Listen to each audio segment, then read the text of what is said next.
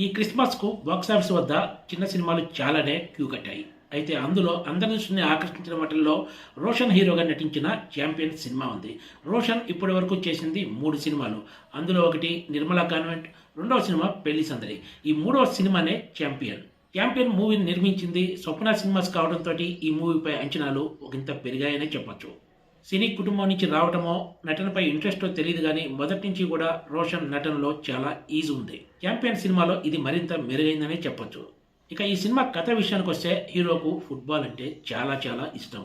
ఎలాగైనా సరే లండన్ వెళ్ళి ఇంగ్లాండ్ మాంచెస్టర్ ఫుట్బాల్ టీంలో చేరి ఆడాలని కోరుకుంటాడు. అదే టార్గెట్గా పనిచేస్తాడు. కానీ ఆ టీంలో చోటు దక్కే ఛాన్స్ వచ్చినా కూడా తండ్రి నేపథ్యం కారణంగా హీరోకు ఆ ఛాన్స్ మిస్ అవుతుంది. అయినా సరే పట్టు వదలకుండా ఎలాగైనా సరే లండన్ వెళ్ళడం కోసం ప్రయత్నాలు చేస్తూ ఉంటాడు. ఇందుకు తన స్నేహితుడు తన వంతు సహకారం అందిస్తాడు. చివరకు అక్రమ మార్గంలో కూడా లండన్ వెళ్ళడానికి ప్రయత్నం చేస్తాడు. దీనికి అక్రమంగా ఆయుధాలను ఒక చోటకు చేర్చితే కొంతమంది వ్యక్తులు లండన్ తీసుకెళ్తామని హామీ ఇస్తారు. ఈ డీల్ ఒప్పుకొని అక్రమంగా ఆయుధాలను తరలించడానికి సిద్ధపడతాడు.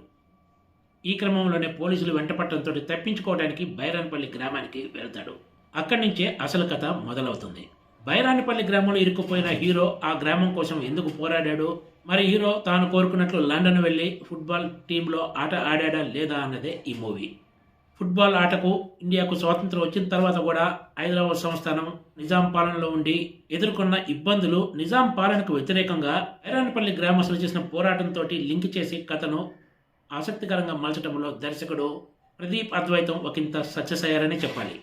ఛాంపియన్ సినిమాలో రోషన్కు దక్కింది అత్యంత కీలకమైన పాత్ర. నటన పరంగా తన పాత్రకు న్యాయం చేశాడు. హీరోయిన్ అనస్వర రాజన్ అచ్చమైన పల్లెటూరి అమ్మాయిలా ఈ సినిమాలో కనిపిస్తుంది. రోషన్ అనస్వర రాజన్ జంట కూడా బాగానే సెట్ అయిందని చెప్పొచ్చు. అయితే ఈ మూవీ క్లైమాక్స్లో తప్ప స్టార్టింగ్ నుంచి ఎండింగ్ వరకు చాలా స్లోగా సాగిన ఫీలింగ్ కలుగుతుంది ప్రేక్షకులకు. కాకపోతే అక్కడక్కడ భావోద్వేగ సన్నివేశాలు ప్రేక్షకులను కంటతడి పెట్టిస్తాయి.